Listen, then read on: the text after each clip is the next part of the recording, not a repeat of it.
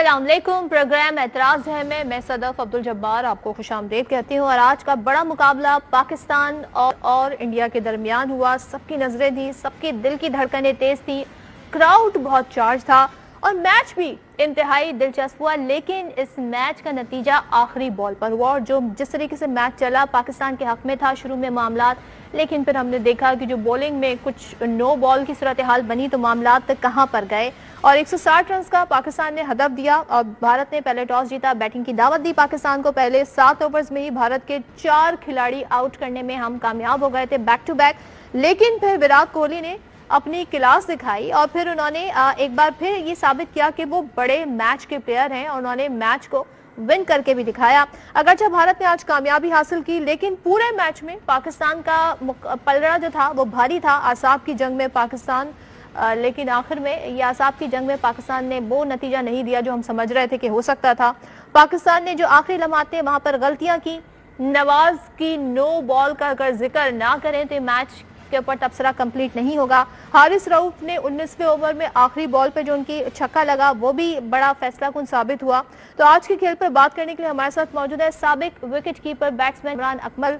कामरान, आज के मैच को, हाई वोल्टेज मैच को कैसे समेटें, क्या हुआ और आखिरी बॉल तक मैच क्यों गया, ये क्यों हुआ? देखिए, ऐसा नज़र आ रहा था, दो बड़ी टीमें खेल रही थी। इंडिया पाकिस्तान का मैच तो फिर ऐसे ही होता है। आपने पिछले जो 4-5 मैचेस देखे हैं तो ऐसे ही मैचेस चल रहे हैं और डेफिनेटली एक बड़ा मैच था पाकिस्तान के लिए, इंडिया के लिए भी। जितना क्राउड आया हुआ था, मेलबर्न की ग्राउंड यादगार ग्राउंड है, 92 का वर्ल्ड कप भी वहाँ पे हम लोग जीते हुए हैं। जैसे फुल स्टेडियम 1 लाख क्राउड था वहाँ पे, तो मैच तो फिर अच्छा होना ही था और लोगों ने भी इंजॉय किया, हम लोगों ने भी किया। लेकिन अनफॉर्चुनेटली पाकिस्तान को मेरे ख्याल से ये 15-20 रन से ये मैच जीतना चाहिए था। जिन हालात से पाकिस्तान निकला, पहले बैटिंग हुई, 2 टॉप के और बैट्समैन हमारे आउट हो गए, उसके बाद शान ने और इफ्तिखार ने जैसे बैटिंग की है, जैसे मोमेंटम बना के दिया था, आने वाले बैट्समैन मेरे ख्याल से उस मोमेंटम का फ़ायदा नहीं उठा सके, एक बड़ा टारगेट लगा नहीं सके। आप यहाँ से अंदाज़ा लगाएं सदब, यानी कि इफ्तिखार के आने के बाद आने वाले बैट्समैन समझदारी का मुजाहरा करते, जरा एहतियात से खेलते तो फिर हम मजीद रन जोड़ सकते थे। लेकिन हम तो एहतियात में रन भी नहीं बनाते। कामरान, देखिए, यही हम लोग पिछले 7-8 महीने से बात कर रहे हैं, इसी बैटिंग को कह रहे हैं कि जब आपको मोमेंटम मिल जाए फिर उसको आप लेके जाएं, फिनिश अच्छा करें।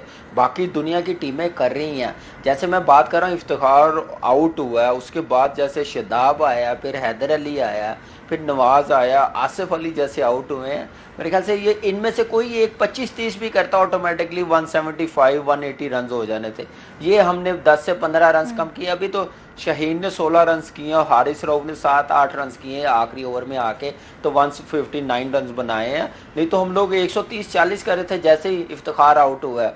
शान की ज़बरदस्त बैटिंग हुई है, लेकिन फिर भी हम लोगों ने, फिर भी मैं कहता हूं कि हमारे बॉलर्स ने बड़ी ज़बरदस्त बॉलिंग की है। फर्स्ट 10 ओवर्स में हमने 62 रन बनाए हुए थे, बैटिंग जब पहले की थी। उन्होंने 45 रन बनाए हुए थे, 4 विकेटें गिरी हुई थी। लास्ट के 10 ओवरों में 115 रन देने मेरे ख्याल से ये एक्सेप्टेबल नहीं है। हम मैच विनिंग बॉलिंग की बात तो करते हैं, मैच विनिंग बॉलिंग वही होती है जो मैच जितवाती है। इतने टारगेट को ऐसी पिच पे ये बताएं, ये आज भी शॉर्ट पिच बॉल्स पर पाकिस्तानी बैटिंग को मुश्किलात का सामना करना पड़ा। शॉर्ट पिच गेंदों पर हमें इतनी मुश्किलात क्यों पेश आती है? देखिए, आज तो शॉर्ट पिच पे मेरे ख्याल से पाकिस्तान टीम अच्छा खेल रही थी। उन्होंने गलती की है, पिच के मुताबिक बॉलिंग नहीं की, शॉर्ट पिच बॉलिंग की है तो इतना स्कोर हुआ है। अगर वो ये जैसे घास था, जैसे स्विंग मिल रहा था, पेस देखे ना, आसिफ वो शॉर्ट पिच बॉल नहीं है, बैक फुट पे खेलने वाली, वो नीचे गलती से वो बैठा तो आउट हुआ। वो उस पर इजीली खेल सकता था। वो नहीं, वो बहुत नीचे बॉल था वो जो उसने डक करने चला गया। मेरे ख्याल से वो सही बाउंस नहीं मिला बॉल को, बॉल आगे था, पीछे नहीं था, जिसकी वजह से वो आउट हुआ। लेकिन हमें वो कामरान ये भी हुआ था सर। मैं बात मेलबर्न के जो बड़े ग्राउंड है वहाँ पे गैप्स बहुत हैं। वो गैप्स खेलने के बजाय हैदर अली, शादाब, नवाज ने बड़ी हिट मारने की कोशिश की। क्या कोचिंग स्टाफ की जानिब से सिचुएशन के मुताबिक हम प्लान नहीं देते, या जो पहले से हमारा एक प्लान होता है बस हम उसी पे फोकस करते हैं, अकॉर्डिंग टू द सिचुएशन नहीं चलते, यही खामी है बड़ी? دیکھیں صدف یہی خامی ہم لوگ یہی ڈسکس کرتے رہے ہیں, اس ٹرانسمیشن میں بھی ہم لوگ یونس بھائی اور تنویر بھائی ساتھ ہوتے ہیں تو یہی بات ہم لوگ کرتے رہتے ہیں کہ سچویشن کے مطابق ہم لوگ اپنی بیٹنگ نہیں ڈیولپ کرتے, ہم اننگز فنش نہیں کرتے, ایک ہی فلو سے ایک ہی پلان سے ہم لوگ چلتے ہیں. دیکھیں اس سے اچھا موقع کیا ہو, آپ کے 12 اووروں میں 100 ہو گیا ہو, سیٹ ہو گیا ہو, اگلے 8 اووروں میں آپ نے کتنا کرنا ہے, 10 کی ایوریج سے ایزیلی ہوتا ہے. انہوں نے 12 کی ایوریج سے سکور چیز کیا, 4 آؤٹ ہوئے تھے. اسی کو کہتے ہیں پروفیشنل ٹیمیں, پروفیشنل کوچنگ سٹاف. یہ نہیں کہ کوچنگ سٹاف اندر آ کے ہر اوور میں یا بتائیں, پلیئرز کو بھی پروفیشنل بننا پڑے گا, سچویشن کے مطابق اپنے آپ کو کیا لے کے چلنا ہوتا ہے. سب سے بڑی مثال آج کی اننگز کی, جو آنے والے بچے ہیں, جو ہماری ٹیم میں لڑکے ہیں, ینگ ہے, وراٹ کوہلی کی بیٹنگ سے ضرور سیکھنا چاہیے. یہ سب سے بڑی کوچنگ ہے, کیسے رنز کیے جاتے ہیں پریشر میں, کیسے اننگز بلڈ کرتے ہیں, وراٹ میں جو رنز کیسے چیز کرتے ہیں. کامران, یہ جو پاکستان انڈیا کا میچ ہو اس میں کوئی ایسی ڈرامائی سچویشن نہ ہو, یہ بھی ایک لگتا ہے ناممکن سی بات ہے. وہ جو نو بال دی گئی اس پہ فری ہٹ اور اس کے بعد پھر جو رنز بنے, اس سچویشن کو کیسے ڈسکرائب کریں؟ بڑی کرٹیسائز ہو رہا ہے. بریڈ فاک انہوں نے ٹویٹ کیا ہے, آسٹریلین کرکٹر ہیں, کمنٹیٹر ہیں, کہتے ہیں why was no ball not reviewed, then how can it not be a dead ball when Kohli was bowled on a free hit. تو یہ سوالات سب کے ذہنوں میں. آپ ظاہر ہے آپ نے کرکٹ کھیلی ہے, آپ ذرا اس کو کیسے آسان لفظوں میں ہمیں سمجھائیں گے, ہوا کیا؟ دیکھیں رولز ہیں یہ پہلے کے ہیں. بریڈ ہوچ کمنٹری میں بھی بیٹھا ہوتا ہے, کمنٹری باکس میں بھی بیٹھا ہوتا ہے. میرے خیال سے اس کو ایسی سٹیٹمنٹ نہیں دینے چاہیے. 9 بال پہ اگر وہ کیچ بھی ہو جائے, بھاگ کے 2 رنز بھی لے لے, وہ کاؤنٹ ہوتے ہیں 2 رنز. ایک رول سب کے لیے ہے. یہ تو میرے خیال سے ایز اے کرکٹر میں ایسی بات نہیں کر سکتا, یہ رنز کاؤنٹ ہوتے ہی ہوتے ہیں. لیکن جو 9 بال ہے نیکڈ آئی سے آپ دیکھیں, وہ میں بھی دیکھا, میں نے اسی ٹائم کہہ دیا تھا 9 بال ہے. وہ امپائرز کی سواب دیتی ہے کہ وہ تھرڈ امپائر کو وہ ریفر کرتا ہے یا نہیں کرتا, اس کے بعد وہ ڈیسیژن دیتا تو اتنی کنٹروورسی نہ ہوتی. لیکن میرے خیال سے اب وہ 9 بال ہو گئی ہے. میچ ہم لوگوں کو اتنا 9 بال تک جانے نہیں دینا چاہیے تھا. ہمارے ہاتھ میں تھا, ایون لاسٹ 2 اووروں میں ہاتھ میں تھا, جیسے آپ نے انٹرو میں بتایا کہ لاسٹ 2 بالوں پہ حارث رؤف کو جو چھکے لگے ہیں, وہاں سے مومنٹم تھوڑا سا ان کے ہاتھ میں, پھر لاسٹ اوور میں ہمارے ہاتھ میں ہی تھا. اگر وہ 3 رنز نہ ہوتے یا 9 بال نہ ہوتا. گفتگو کی میچ جیتنے کے بعد انہوں نے یہ بولا کہ ہم نے نواز کو فوکس کیا ہوا تھا. ان کو یہ آئیڈیا تھا کہ آخر میں کون کس کے پاس اوور جائے گا. تو یہ اسٹریٹجی اتنی ہماری جو تھی, اس کو آپ کیا سمجھتے ہیں؟ کیا یہ چانس افتخار کو دینا چاہیے تھا؟ کیا مختلف کرنا چاہیے تھا بولنگ میں؟ دیکھیں صدف, یہ سارا مائنڈ گیم کی ہوتی ہے. کپتان کتنا ایکٹیو ہے گراؤنڈ میں, کیسے ڈیسیژن لیتا ہے. جیسے نواز کا لاسٹ اوورز آیا, ہم کہہ رہے تھے, ہم ہر لمحہ پرجوش کر رہے تھے, اس میں میں نے کہا تھا جب 6 اوور رہتے تھے کہ وہ نواز کو ٹارگٹ کریں گے. لاسٹ اوور ہمارا مین بولر ہوگا, فاسٹ بولر, تو ہم لوگ بچیں گے. نواز پہ آئی تو بڑا مشکل ہو جائے گا.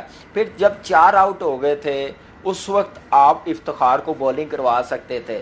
ابھی نیا ہاردک پانڈیا تھا, وراٹ کوہلی 21 بالوں پہ 12 رنز کیے ہوئے تھے, پھنسے ہوئے تھے, 1-2 اوور نکلوا سکتے. یہی ڈیسیژن ہوتے, یہی کیپٹنسی ہوتی. میں نے کل بھی کہا تھا کہ کیپٹنسی پہ بڑا ڈپینڈ کرے گا, کیسے اپنی ٹیم کو لے کے جانا ہے, بالنگ کو کیسے یوٹیلائز کرنا ہے, چھٹے بولرز کو کیسے یوٹیلائز کرنا, وہ سارا کاؤنٹ کیا جائے گا. تو میرے خیال سے اس چیز میں انڈین ٹیم زیادہ ایکٹیو نظر آئی ہے, زیادہ اچھی کیپٹنسی, گیم پلان زیادہ زبردست رہا ہے. تو اس چیز پہ تھوڑا سا میں سمجھتا ہوں کہ بابر کو سوچنا چاہیے کہ جب 4 آؤٹ تھے اس وقت آپ چھٹا بولر یوٹیلائز کر سکتے تھے. ہاں, فاسٹ بولر ہے, وہ یارکر بھی نہیں کر سکے. مطلب کیوں ہم اس طریقے سے یوٹیلائز نہیں کر سکے؟ آپ کو لگا کہ پریشر میں تھے, بڑا میچ تھا, یہ وجہ تھی؟ دیکھیں پریشر تو ڈیفینیٹلی انڈیا پاکستان کا میچ ہو رہا ہو, اتنا بڑا کراؤڈ بیٹھا ہو, تو پریشر تو ہوتا ہے. اور پھر ایک آپ کو پتا ہے کہ ایک مومنٹم, جو ایک کانفیڈنس نظر آیا لاسٹ T20 ورلڈ کپ میں, ایشیا کپ میں جیتے ہوئے, پریشر میں وہ زیادہ انڈین ٹیم تھی. وہ آن پیپر دیکھا جائے وہ زیادہ بڑی ٹیم ہے. بیٹنگ میں دیکھیں, بالنگ میں ہم لوگ زیادہ سمجھتے ہیں کہ ہماری اسٹرانگ بالنگ لائن اپ تھی, لیکن وہ ان کی بیٹنگ اسٹرانگ تھی. انہوں نے بیٹنگ نے ان کو جتوا کے دیا. تو ایسے ہمیں میرے خیال سے اسٹل میں سمجھتا ہوں 16 رنز لاسٹ اوور میں کرنا بڑا مشکل ہے. آپ دیکھیں کہ چھوٹی چھوٹی غلطیاں جس کی وجہ سے یہ میچ ہمارے ہاتھ سے چلا گیا. ادروائز فائٹ بڑی زبردست ہوئی ہے. پاکستان ٹیم نے اسٹرانگلی کم بیک کیا, بیٹنگ میں ایک اچھا ٹوٹل کیا، فائٹنگ ٹوٹل کیا، اس کے بعد بولنگ میں جو مومنٹم ہم نے لوز کیا لاسٹ 10 اوورز میں، وہاں سے کام خراب ہوا. وہاں پہ آؤٹ کرنا آفٹر 10 اوورز بڑا ضروری تھا. جیسے ہاردک پانڈیا ایک فاسٹ بالر ایڈ کر دیں. دیکھیں یہ تو میں پچھلے 4 دن سے صدف، میں پچھلی سیریز جو پاکستان میں انگلینڈ میں ہوئی تھی اس وقت کہہ رہا تھا کہ ہم اتنی لمبی بیٹنگ لائن اپ کے ساتھ نہیں جا سکتے، ہمیں ایک ایکسٹرا بولرز کھلانا پڑے گا. ہماری پلس پوائنٹ یہ ہے کہ نواز اور شتاب یا بیٹسمین کو کریں.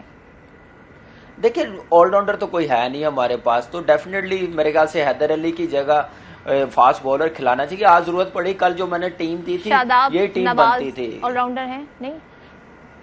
بالکل آل راؤنڈر ہے، یہ میچ ونر آل راؤنڈر ہے. بیٹنگ میں بھی اتنا ہی ڈیلیور کرتے ہیں جتنا بولنگ میں کرتے ہیں. یہ پلس پوائنٹ ہے پاکستان ٹیم، اس سے فائدہ اٹھانا چاہیے کپتان کو، کوچ کو. میرے خیال سے وہ 8ویں نمبر پہ بیٹسمین ہمارا مین آئے گا جو اسپیشلسٹ ہو، تو اس کا فائدہ نہیں. پہلے 7 نے نہیں کیا تو 8ویں نے بھی نہیں کرنا. پھر میں وہی بات کروں گا جو میں نے آج صبح ٹرانسمیشن میں کہی، ہم لوگ جتنا مرضی یہاں پہ بیٹھ کے بتا دیں، کوئی بھی کرکٹر کوئی بات کر لے، کرنی انہوں نے اپنی ہے. صدف جی ٹھیک ہے. کامران اکمل صاحب اپنی ماہرانہ رائے دے رہے تھے، کیا آج خامیاں رہی، لیکن بہرحال پاکستان نے فائٹ کی، بہت اچھی فائٹ کی. لیکن میچ میں یہی ہوتا ہے، نہیں پتہ چلتا کون جیتے گا کون ہارے گا. بہرحال دیکھتے ہیں آگے آنے والے میچز میں کیسی پرفارمنس رہتی ہے. بہت شکریہ کامران اکمل ہمارے ساتھ تھے. یہاں پر ہم بریک لیں گے اور بریک کے بعد واپس آئیں گے تو دیکھیں گے کہ سیاسی میدان میں کیا ہو رہا ہے، سیاسی جو گراؤنڈ ہے، جو پچ ہے، اس پہ کس کا پلڑا بھاری ہے. بریک کے بعد بات کرتے ہیں. Welcome back once again. اور کرکٹ کی بات کریں تو مقابلہ تو دل ناتواں نے خوب کیا، لیکن جس سیاست کا میدان ہے وہاں پر ایک بڑا مقابلہ ہونا باقی ہے. اور اس سیاست کے میچ کے سب سے اہم کھلاڑی ہیں عمران خان. وہ انتہائی اہم اننگز کھیل رہے ہیں. اب دیکھتے ہیں کہ جو ان کی اننگز ہے وہ اس میں معاملات کو یعنی اپنی طرف میچ پلٹنے میں کتنے کامیاب ہوتے ہیں. تو سابق وزیر اعظم عمران خان نے جمعے کا دن دیا ہے، اس دن وہ لانگ مارچ کی ڈیٹ دے دیں گے، یہ انہوں نے ہمیں بتایا ہے. اور 25 مئی کے بعد سے عمران خان متعدد بار یہ کہتے ہوئے نظر آئے ہیں کہ وہ لانگ مارچ کا اعلان اب کرتے ہیں، لیکن وہ تاریخ نہیں آئے. اب دیکھتے ہیں جمعے کے دن کیا ہوتا ہے. فائنل کال کا سب کو انتظار ہے. خیال اس وقت سب کا یہ ہے کہ عمران خان جو ڈیلے کر رہے ہیں یا اب تک فائنل کال انہوں نے نہیں دی ہے، اس کی ایک جو بنیادی وجہ ہے وہ یہ ہے کہ بیک ڈور معاملات یعنی بات چیت کا سلسلہ جاری ہے. اور یہ وجہ ہے کہ عمران خان کا ایک ہی مطالبہ ہے کہ قبل از وقت الیکشن کرا دیے جائیں، اور اس کے لیے یہ بات چیت میں عمران خان اس حد تک کامیاب ہو سکے ہیں. ظاہر ہے اس کا سب کو انتظار ہے، ہو سکتا ہے اس نتیجے کا انتظار بھی کر رہے ہیں. اس حوالے سے خود عمران خان کیا کہتے ہیں، ذرا اس پہ روشنی ڈال دیتے ہیں. مذاکرات خیر بیک ڈور چینل سے تو بات چیت ہمیشہ ہوتی رہتی ہے، پولیٹیکل پارٹیز ہمیشہ بات چیت کرتی ہیں، لیکن مجھے کوئی نہیں نظر آ رہا کہ اس کا کوئی نتیجہ نکلے گا. کہ ہم نے کس چیز کے لیے کرنا ہے، ہم الیکشن چاہتے ہیں. مجھے اب کوئی امید نہیں ہے الیکشن کی. تو دلچسپ بات یہ ہے کہ جب بیک ڈور رابطوں کے حوالے سے وزیر اعظم سے سوال ہوا تو انہوں نے اس پر تبصرہ کرنے سے گریز کیا، لیکن الیکشن 11 میں کروانے کا عزم دہرایا. میں ایک منتخب ایک وزیر اعظم ہوں، میرے منصب کا تقاضا ہے کہ میں عمران خان نیازی کی طرح اس کے اوپر کوئی میں گیسنگ نہ کروں. بالکل پچھلے دنوں عمران نیازی نے ایک پریس کانفرنس میں کہا کہ میں چاہتا ہوں اس ملک میں عام انتخابات ہوں، لیکن میاں نواز شریف نہیں عام انتخابات ہونے دے رہے. اس حوالے سے انہوں نے ایک الزام لگایا تھا. تو کیا میاں نواز شریف کے اوپر ابھی سارے معاملات چل رہے ہیں؟ عام انتخاب قانون آئین کے مطابق ابھی 11 مہینے دور ہیں. وہ ہماری سٹنگ گورنمنٹ کی ثوابدید ہوتی ہے کہ جب بھی وہ الیکشن کرانا چاہے. ہمارا کوئی ارادہ نہیں ہے کہ ہم الیکشن میں جائیں جب تک کہ یہ معیشت ٹھیک نہیں ہوتی. 11 مہینے ڈٹ کے کام کریں گے، جب مدت ہوگی تو الیکشن ہوں گے انشاءاللہ. تو وزیر اعظم کے الیکشن کروانے کی بات چیت پر عمران خان نے کیا جواب دیا، ذرا وہ سنتے ہیں. شہباز شریف کی وہ تو کہتے ہیں ڈکی میں بند کر کے وہ جا کے اس کو آرمی ہاؤس لے کے جایا کرتے تھے. اعجاز الحق کا اپنی سٹیٹمنٹ آئی ہے کہ ڈکی میں چھپ کے اس کو لے کے جاتے تھے. اس سے میں کیا بات کروں گا جی. اور اس وقت جو سیاسی صورتحال ہے بظاہر ہمیں لگ رہا ہے کہ ڈیڈ لاک ہے اور ہر فریق اپنے موقف پر قائم ہے، لیکن اندرون خانہ کیا خبریں ہیں اور جو ظاہر ہے اس حوالے سے قریب ہیں اسلام آباد کے، وہ کیا سمجھتے ہیں کہ بات لانگ مارچ تک جائے گی اور اس سے پہلے کچھ معاملات حل ہو جائیں گے. اسی حوالے سے ہمارے ساتھ آج سیگمنٹ میں موجود ہیں ارشاد بھٹی صاحب، سینئر صحافی تجزیہ کار، سعید قاضی صاحب، سینئر صحافی تجزیہ کار ہمارے ساتھ ہیں. دونوں سے آغاز کرتے ہیں. بھٹی صاحب سب سے پہلے آغاز آپ سے. حکومت اور تحریک انصاف کی جو پوسچرنگ ہے وہ آپ کے سامنے ہے. آپ کی پاس اندر کی کیا خبر ہے, کیا کھچڑی پک رہی ہے اسلام آباد میں؟ دیکھیے کل تک تو یہ بالکل آپ کہہ سکتے تھے کہ کسی نہ کسی سطح پر مذاکرات ہو رہے تھے, اور ان مذاکرات کے لیے اگر ہم تھوڑا سا پیچھے جائیں تو عمران خان صاحب کی اپنی میٹنگ, جس کے لیے صدر عارف علوی نے بہت محنت کی, بہت تردد کیا اور بڑے صبر آزما پل صراطوں سے گزر کر انہوں نے میٹنگ کروائی, اور اس کے بعد اسد محمود, شاہ محمود قریشی, پرویز خٹک کی جو یہ ایک ٹیم تھی, یہ بھی ملاقاتوں میں تھی. لیکن اب کچھ 2-3-4 دنوں سے ڈیڈ لاک ہے, بند گلی میں ہیں, سارے اپنی اپنی پوزیشن لے چکے ہیں. حکومت کا یہ کہنا ہے کہ اگر ہم نے انتخابات عمران خان صاحب کو ہٹا کے آنا تھا, اور یہ سارا کچھ ان کی بقول حکومت کے ان کی بیڈ گورننس, پرفارمنس اور مس مینجمنٹ کا اپنے سر لے کر سارے فیصلے کرنے تھے, اور ہماری اس کارکردگی موجودہ, جس کو بدترین کارکردگی کہا جا سکتا ہے پچھلے 75 سالوں میں کسی بھی حکومت کی, پچھلے 5-6 مہینوں میں, اس کے بعد اور اتنی مقبولیت عمران خان کی کہ جس کو کہا جا سکتا ہے کہ پچھلے 75 سالوں میں, 75 اگر نہ بھی کہیں تو 40-45 سالوں میں ایسی مقبولیت کسی کو نہیں ملی. تو اس بدترین پرفارمنس اور اس مقبولیت میں ہم ابھی سے دوبارہ انتخابات میں جا کر ہار کر واپس آ جائیں, اور جیسے پنجاب کے ضمنی انتخابات ہوں, عمران خان کی 6 نشستیں ہوں, تو اس میں واپس آ جائیں تو ہمیں سوٹ نہیں کرتا. پھر انہیں حکومت دیکھیں تو انہیں کیوں سوٹ نہیں کرتا, کیونکہ انہوں نے ٹھیک نیب ختم کر لیا, EVM ختم کر لی,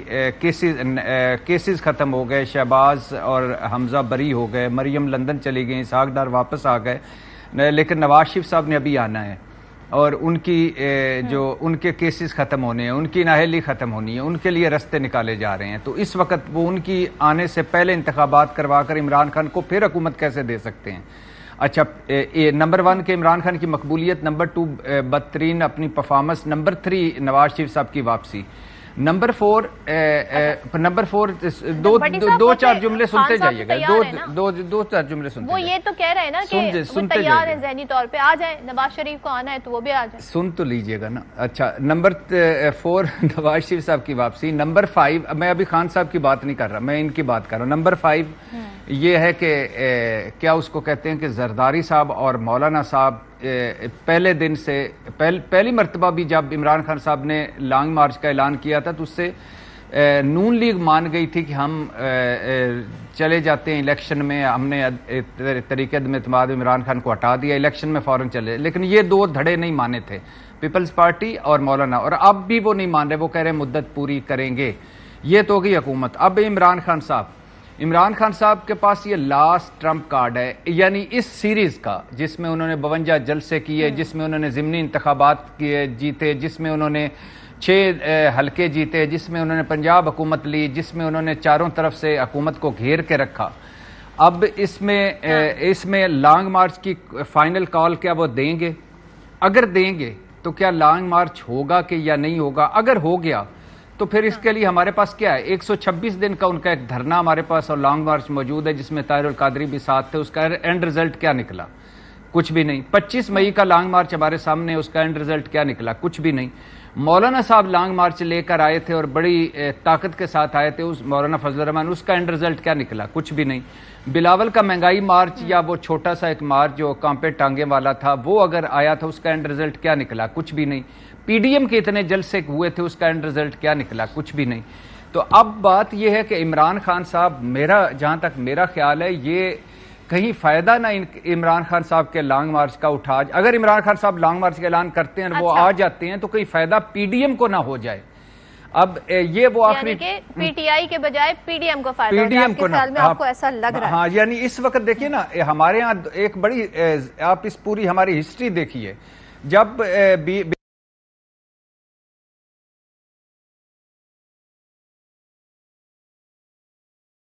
اس وقت خان صاحب کے ساتھ نہیں ہے, تو اس میں صرف لانگ مارچ سے آ کر اب لانگ مارچ وہ لے آتے ہیں.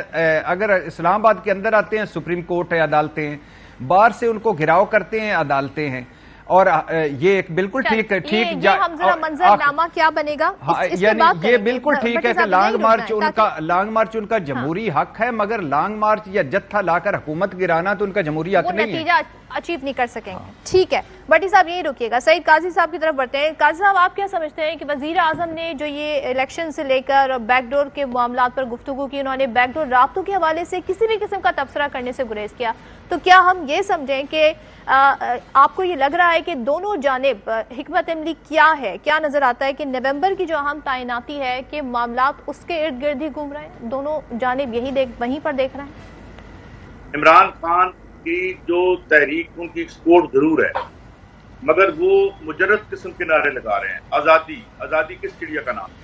اگر اس دور میں خان صاحب ایک پوزیشن لیں کہ جس کنکریٹ بات ہو کہ جی ہم بجلی کی قیمت نیچے لے کے آئیں گے، ہم پیٹرول کی قیمت لے کے آئیں گے، ہم آئی پی پیز کی ڈکیتی روکیں گے، ہم یہاں پہ آئین کی کانسٹیٹیوشن کی 1 سے لے کے جو 40 تک اس کی شکیں ہیں اس کو ہم پرنسپل آف پالیسی نہیں رکھیں گے بلکہ امپلیمنٹ کریں گے، جس میں روٹی، کپڑا، مکان ہر انسان کا بنیادی حق ہے. لیکن اس جو مڈل کلاس کی تحریک ہے اس میں ٹھیک ہے، ان کی ووٹ بھی مل رہے ہیں، وہ جیت بھی رہے ہیں، سب کچھ کر رہے ہیں، لیکن سوال یہ ہے کہ پھر انہیں کسی چیز کی ضرورت نہیں ہے، پھر بیک ڈور رابطے نہیں ہوں گے، خان صاحب کے قدموں میں آئیں گے لوگ. اگر خان صاحب اس وقت جو ایک کچلی ہوئی عوام ہے اس کے تمام جو قاضی صاحب بٹی صاحب نے بھی ہمیں پوری ہسٹری گنوا دی نا کہ کہاں پر کب کیسے لانگ مارچ ہوا، خود خان صاحب نے کیا، لیکن اس کے نتیجے میں حکومتیں تبدیل نہیں ہوئے، اس کے نتیجے میں کوئی گھر نہیں چلا گیا. تو اب ایسا کیا ڈیفرنٹ ہو جائے گا اس کال سے، لانگ مارچ کی کال سے؟ اگر وہ یہ ڈیفرنٹ کرنا چاہتے ہیں، اگر وہ 15-20 لاکھ آدمی سڑک پر لانا چاہتے ہیں تو بڑا ڈفرنس ہو سکتا ہے، مگر وہ کیسے آئے گا؟ آزادی کو ڈیفائن کرنا پڑے گا انہیں جو، کیونکہ ہمارے سارے پولیٹیکل ڈسکورس سے، صحافتی ڈسکورس سے ایک چیز غائب ہو گئی ہے، وہ عوام اور اس کے رائٹس ہیں. ہم یہاں بیٹھ کے قوالیاں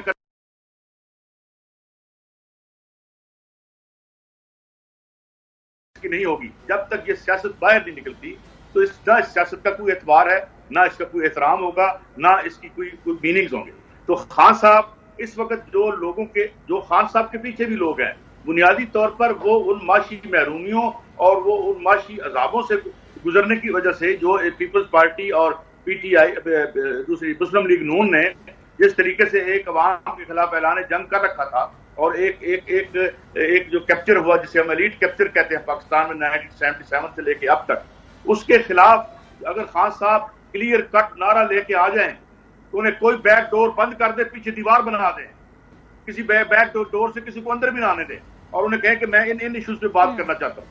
میں اس لیے کہہ رہا ہوں کہ اس مثال دیتا ہوں آپ کو، یہ ہماری سرحد ایران سے جڑی ہوئی ہے. ایران میں اس وقت تحریک ہے جو گلی گاؤں محلے محلے اور ولیج میں پھیل گئی ہے، اور ان کے مطالبے کیا ہیں؟ وہ ہماری تنخواہیں ٹھیک کرو، ہمیں روٹی دو، ہماری انرجی کی کرائسس کو ختم کرو.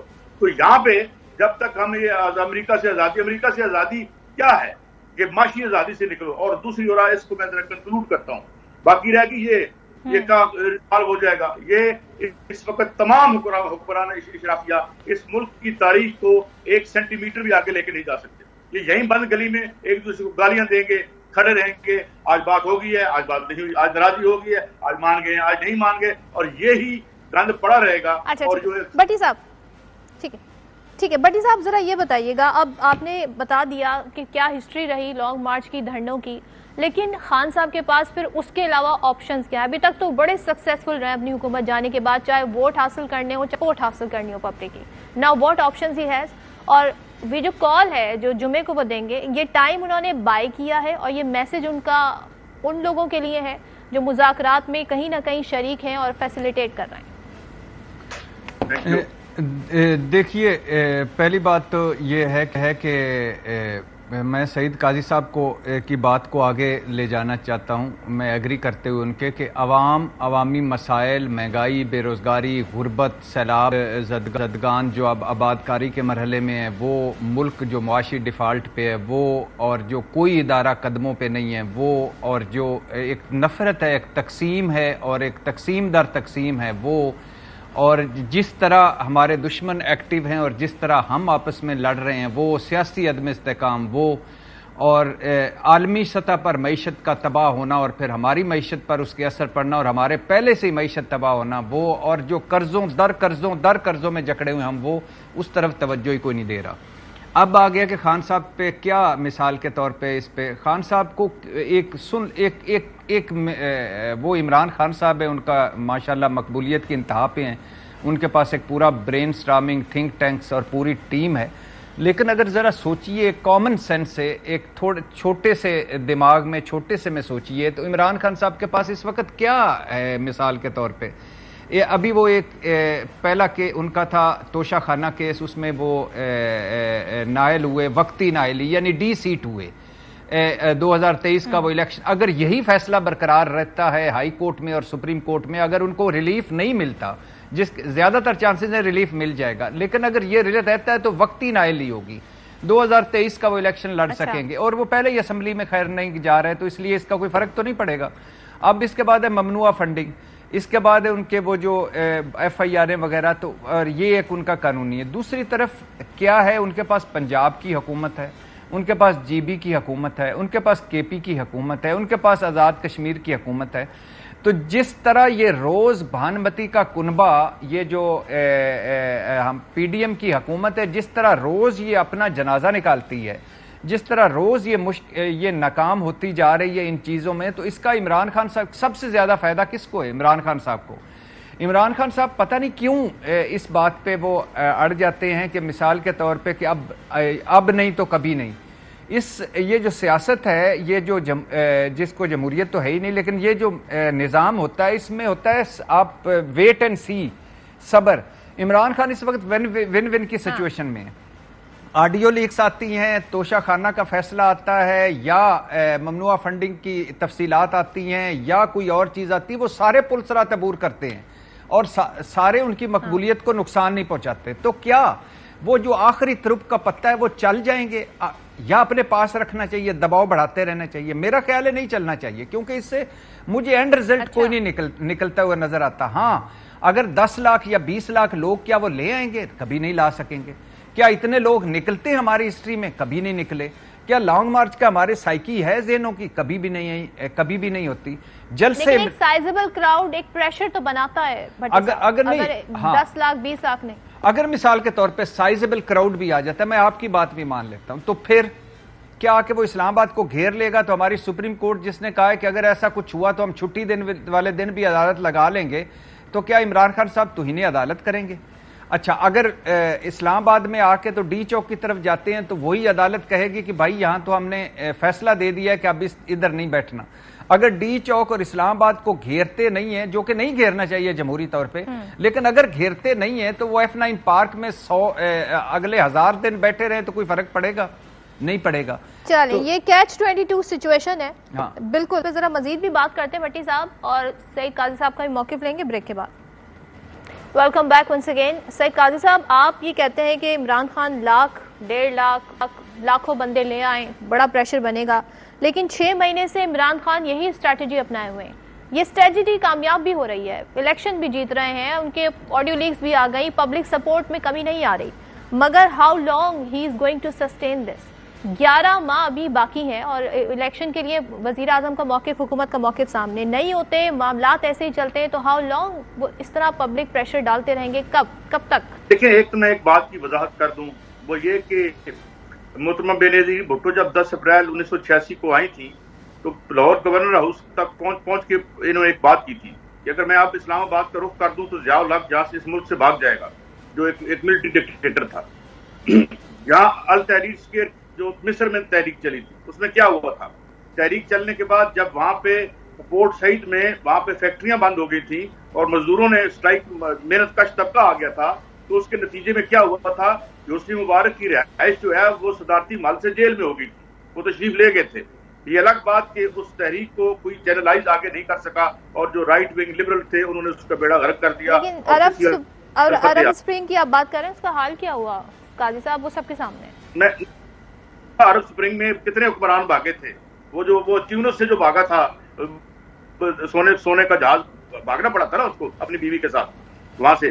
اور اس کے بعد یہ نہیں ہے کہ دیکھیں تحریکیں چلتی ہیں، تحریکیں تبدیلی لے کے آتی ہیں، تحریکیں چلانا، احتجاج کرنا عوام کا حق ہے، وہ کریں. اسٹرائک کرنا ان کا حق ہے. اس وقت لندن میں اسٹرائکس ہو رہی ہیں، لندن میں اس وقت سمراٹ تو نہیں ملے نا قاضی صاحب، اور وہاں کے ڈائنامکس ڈفرینٹ ہے، پاکستان کے حالات مختلف ہیں. یہ جو اب ڈسکریڈیٹڈ گورنمنٹ ہے، یہ ناکارہ، نالائق، جن کو جو شدید اس وقت عوام شدید نفرت کرتی ہے ان سے، جن کو اس ملک پر امپوز کیا گیا ہے. مگر سوال کیا ہے کہ اس اینگر کو چینلائز کرنے والی پارٹی کوئی نہیں ہے.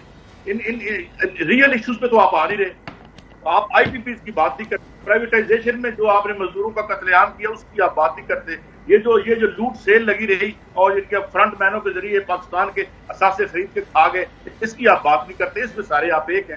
تحریکیں بنتی ہیں، وہ تبدیلیاں لے کے آتی ہیں. ایران میں انقلاب نہیں ہوا تھا، ٹھیک ہے، وہ مولانا مولوی آ گئے تھے اور تودے پارٹی پیچھے چلی گئی تھی، مگر کیا ہوا تھا؟ شاہ ایران کا تختہ کس نے الٹا تھا؟ ایوب خان کے خلاف جو تحریک 1968 5 نومبر کو چلی تھی، اس نے ایوب خان کی امریت کو جڑوں سے اکھاڑ کے پھینک دیا تھا. اس کی وجہ کیا تھی؟ ذوالفقار علی بھٹو نے جو منشور دیا تھا وہ عوامی منشور تھا، وہ ایک تبدیلی کا منشور تھا، اس نے سوشلزم کا نعرہ لگایا تھا، تو وہ اقتدار کیا. اب بات یہ ہے کہ آپ چھوٹا چھوٹا ٹنکرنگ ہے کہ نظام یہی رہے، بس میری جگہ بن جائے، وہ وزیر اعظم اٹھ جائے اور میں بیٹھ جاؤں. یہ نہیں. ٹھیک ہے، یہ ظاہر ہمارے سامنے آپ نے ایک منظرنامہ ہمارے سامنے پیش کیا. بھٹی صاحب، آپ مختصر اگر ہم اس ساری چیز کو سم اپ کریں، جمعے کے دن کیا ہم دیکھ رہے ہیں؟ کال دے دی جائے گی یا پھر ایک نئی تاریخ کی بات کی جائے گی؟ اور سب چھوڑیں، اس وقت حکومت کتنا پریشر میں، کتنے دباؤ میں، خاص طور پہ ضمنی الیکشن کے بعد اور عمران خان کی ضمنی کال کی اعلان کے بعد، اس لانگ مارچ کی کال کے اعلان کے بعد؟ دیکھیے، حکومت تو کہیں نظر ہی نہیں آ رہی. 27 کلومیٹر کی حکومت ہے اور ایک طرف پورا پاکستان، ایک طرف ایک اکیلا عمران. حکومت تو بالکل پریشر میں ہے، اپنی بدترین پرفارمنس کی پریشر میں، اپنی اخلاقی برتری نہ ہونے کی پریشر میں. مولانا صاحب، زرداری صاحب اور نواز شریف صاحب کی باہمی ہم آہنگی، یعنی وہ کیا کہتے ہیں، آگ پانی کے ملاپ کے پریشر میں، اور نواز شریف صاحب کے مطالبات کی پریشر میں، زرداری صاحب کے مطالبات کی پریشر میں، مولانا صاحب کی چڑھ جا سولی رام بھلی کرے گا، یعنی وہ ان کی ہارڈ پالیسی کی اس میں پریشر میں، شہباز شریف صاحب اور نواز شریف صاحب، حمزہ شہباز اور مریم نواز صاحبہ، مفتاح اسماعیل اور اسحاق ڈار، ان آپسی لڑائیوں کی پریشر میں. تو حکومت تو بہت پریشر میں ہے. حکومت تو کس وجہ سے اکٹھی ہے اب تک، کس وجہ سے ساتھ بیٹھے نظر آتے ہیں؟ ایک عمران خان کی وجہ سے، کیونکہ ان کو پتا ہے کہ یہ اگر ساروں کو ملا کے بھی ہرا دیتا ہے تو اگر یہ ہم اس وقت اکٹھے ہو گئے تو بکھر جائیں گے. اب یہ اس لیے حکومت کو تو کسی اور چیز کی ضرورت ہی نہیں ہے. عمران خان جو کر رہے ہیں اگر وہی کریں، اور اللہ میری تو دعا ہے کہ کاش وہ لانگ مارچ کا اعلان نہ کریں، کیونکہ اس کے بعد کوئی آپشن نہیں بچے گا. نمبر 1. نمبر 2، 2 صرف آخری جملے کہ ایک تجزیہ کیا جا رہا ہے کہ عمران خان بیک ڈور پہ مذاکرات ہو رہے ہیں، تو عمران خان صاحب نے ایک تھوڑا سا ہفتے کا ٹائم دیا ہے. مذاکرات جس سطح پہ ہو رہے ہیں، جس سطح پہ ہونے چاہیے اس سطح پہ نہیں ہو رہے، جس سطح پہ ہو رہے ہیں اس سطح پہ کوئی نتیجہ اس وقت اس گھڑی تک نہیں نکلا. نمبر 2 نواز شریف صاحب نہیں مان رہے تھے، ان کو منوایا جا رہا ہے، یہ بھی غلط ہے. لہٰذا دعا یہی ہے کہ بند گلی میں مزید نہ جائیں. سعید قاضی صاحب، سر لاسٹ کامنٹ کیا کہیے گا؟ یہ نواز شریف کو منانے کی کوششیں ہو رہی ہیں، اس لیے بھی ڈیلے ہے؟ مختصر تھا اگر آپ ہمیں اس کا جواب دیں. یہ تو میں سے زیادہ ایک سیاست میں بیہودگی کیا ہو سکتی ہے کہ مجھے ایک ملک جو ڈیفالٹ کے دانے پہ کھڑا ہے، وہاں نواز شریف صاحب کی سزا ختم کرانا اہم ہے، وہاں پہ ان کے NRO ان کے جو ختم کرنے اہم ہے. آپ کو پتہ نہیں ہے کہ یہاں پہ پیٹرول جو ہے وہ ملنا ہے یا نہیں ملنا، یہ کیا ہونا ہے. آپ کو $50 بلین کا آپ کا سعید قاضی صاحب بہت شکریہ، آپ کا پوائنٹ آ گیا. ارشاد بھٹی صاحب ہمارے ساتھ تھے، آپ کا بھی پوائنٹ آ گیا. اب جب ظاہر ہے دیکھتے ہیں جمعے کے دن کیا ہوتا ہے، حالات کیا رخ اختیار کرتے ہیں، اور ابھی منڈے سے جب خاص طور پہ یہ جو توشہ خانہ ریفرنس پر سماعت ہوتی ہے تو اس کا کیا نتیجہ نکلتا ہے. تو آنے والے دنوں میں بات کریں گے، اور سیاسی منظرنامہ کس طریقے سے مزید ڈیولپ ہوتا ہے اس پہ بھی بات کریں گے. پروگرام دیکھنے کا شکریہ، آپ سے اجازت، اللہ حافظ.